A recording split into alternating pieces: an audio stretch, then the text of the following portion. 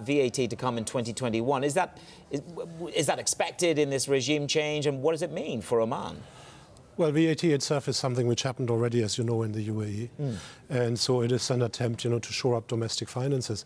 And what you see is different countries have different speeds in reacting to durably lower oil prices. So number one, it starts to sink in that the world has changed with American shale, and oil prices are not likely to come back up anytime soon to the levels we have seen a few years ago.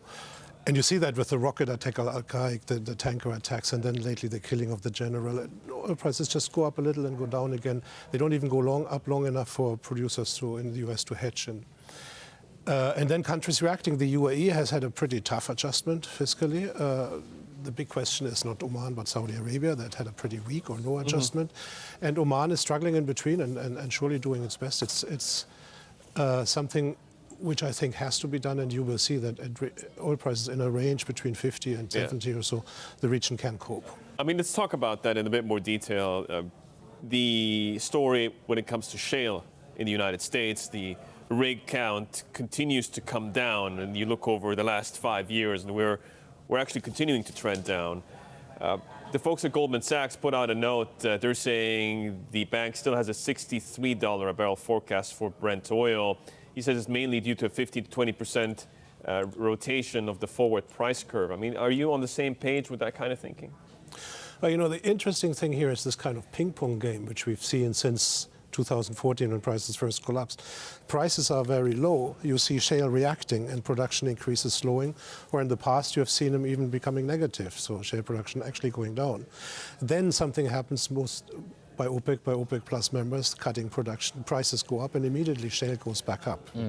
And shale has this feature which conventional oil doesn't have: very short reaction times, we're talking months, not years, and the possibility to hedge. So when you see, and this is the key mechanism here, when you see prices go up, not only spot prices but future prices going up, producers hedge their production.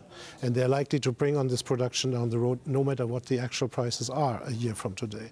And that creates these kind of cycles which we have seen, and they become less and less pronounced as people understand this game better. And it becomes, in the consequence, more and more difficult for OPEC and OPEC plus to actually target a price which doesn't trigger reaction. If they raise prices too much, they get too much oil. If raise prices too little, they get trouble from their members. And so you have something to look forward, which is the March 20, I think, the March OPEC meeting, OPEC plus meeting. We'll be there. Can I ask you, dig a little bit deeper into Saudi Arabia, because the IMF have trimmed back their growth forecast to 1.9%. They talk about lower oil output. I want you to tie together a vision of Saudi Arabia which battles with what's going on in Davos and the conversations globally about climate change, green energy. This is perhaps a huge headwind that we are underestimating in Saudi? I don't think it's very productive to connect the energy transition globally and Saudi Arabia. There's two different things here. Saudi Arabia is in a very difficult position now. You know that they have the temporary presidency of the G20 and the meeting there in November. A few years ago, this was a young, dynamic leadership engaged in a competent reform plan, part of which was to openly, transparently IPO parts of their oil company, forward sell some of their oil assets. Now, the image has slightly changed. Some of the news reporting on the IPO has been quite scathing. And as they become the G20 president temporarily, people will look at their reform program. And what you will see there in this Vision 2030 program is not all gold. It's not all grand. It's not a very, it will not find universal praise. So this is what Saudi Arabia has to cope with. Well, I mean, if I can just interject here, because you can't blame the Saudis for not trying. I mean, what they've done is more than what the whole region arguably has done in the last 20 or 30 years. But what is it that they need to prioritize now to sort of keep the momentum and make sure it's going in the right direction in your assessment? Yeah, what I said is not to belittle any. The efforts at diversification are seriously very, very difficult. And that's what you see in Oman here and in Saudi Arabia. And the key to it, of course, is to keep at it and to try to limit the dependency on oil revenues in the present and to stash away money outside the oil sector for the future, to have a decent setup for a sovereign wealth fund for long-term savings and to protect the country that way.